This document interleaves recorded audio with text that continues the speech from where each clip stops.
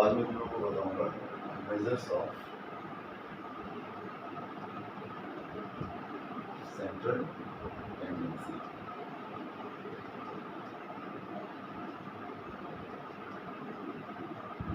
ठीक है, मतलब कोई भी डेटा हमें जब दिया हो तो उसको हम किस तरह से उसके मिड वैल्यूज या सेंट्रल टेंडेंसी की जो वैल्यूज होती हैं उसको हम कैलकुलेट करें। अब सेंट्रल टेंडेंसीज क्या हो सकती है, जैसे मान लीजिए कि आपको डेटा दिया हुआ है, डेटा आपका इस फॉर्म में है, यहाँ से यहाँ तक का डेटा आपको दिया हुआ है।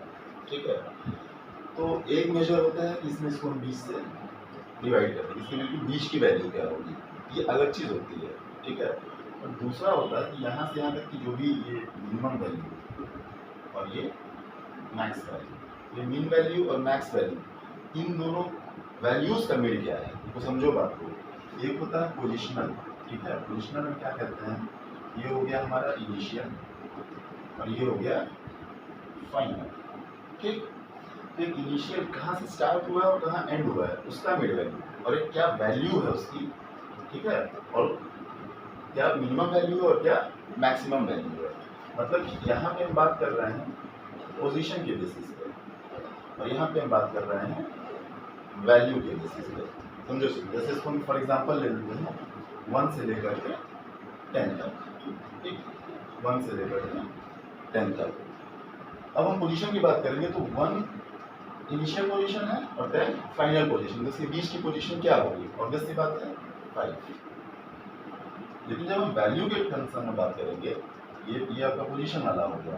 जब हम वैल्यू के कंसर्न में बात करते हैं तो अभी 5 नहीं रहेगा, तब यहाँ पे मिनिमम और मैक्सिमम वैल्यू का मिड फाइंड करेंगे। मिनिमम वैल्यू है हमारी 1 और मैक्सिमम वैल्यू है 10। इन सभी के कभी 1 है, कभी 2 है, कभी 3 है, कभी 4 है, तो इन सबको ऐड करके उनका एवरेज निकालेंगे, उसको एवरेज भी बोलते हैं।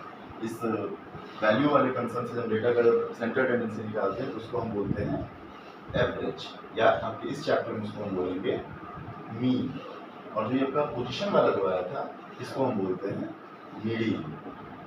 और फिर एक मॉड होता है, वो इन दोनों से थोड़ा सा डिफरेंट है, तो उसको हम अलग से समझ लेंगे कि वो होता क्या। तो आई होप ये क्लियर होगा कि मेजर्स ऑफ सेंट्रल टेंडेंसी में करते क्या हैं, क्यों 3 चीज़ों की हमें ज़रूरत पड़ती है। और इसकी ज़रूरत इकोनॉमिक्स में क्या है, तो अगर आप एडवांस स्टडीज जब इकोनॉमिक्स की करते हो, पीजी या यूजी वगैरह में आप जाओगे, तो आपको इसके लिए ज़रूरत पड़ेगी, इसकी डेटा इंटरप्रिटेशन वगैरह में ज़रूरत पड़ती है। और अभी क्लास 11th में आप 11th और 12th में आपको, 12th में तो स्टैट्स रह ही नहीं गया है, 11th में आपको आप ऐसे समझो कि ओनली आपके एग्जाम पॉइंट ऑफ व्यू से आपको पढ़ना है। जब क्वेश्चन आते हैं, क्वेश्चन को कैलकुलेट करके उसके आंसर्स निकालने हैं। ठीक है, तो मैं भी करके देखते हैं, पहले मीन देखेंगे, फिर मीडियन देखेंगे और उसके बाद हम लोग देखेंगे मॉड। ठीक है।